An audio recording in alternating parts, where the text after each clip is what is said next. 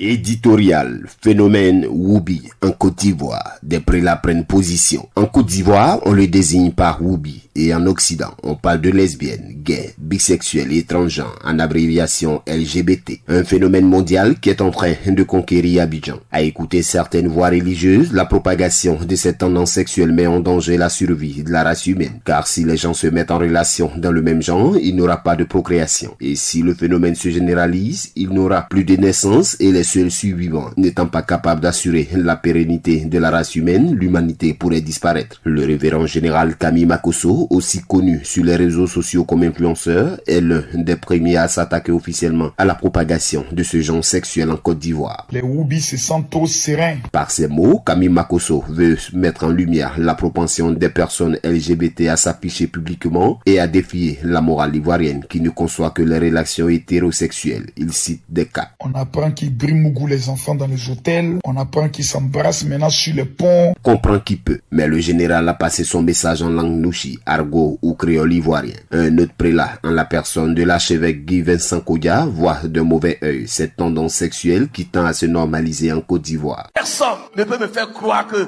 deux femmes peuvent se marier, deux hommes peuvent se marier. Tout ce qu'ils peuvent faire, c'est me mettre en prison.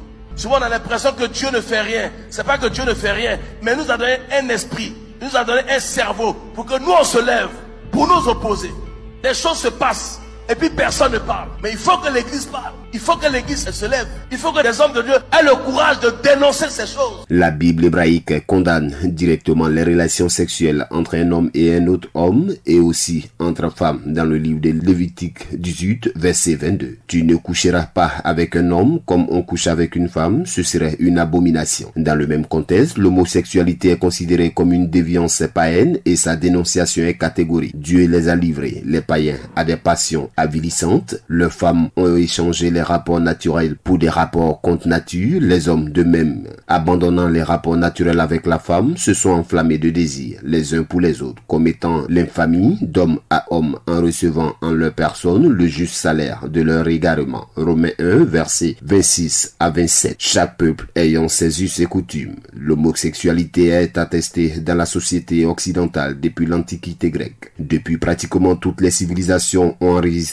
la présence de l'homosexualité, de la Grèce antique à Rome, en passant par l'Angleterre victorienne jusqu'à nos jours. Où va ce monde?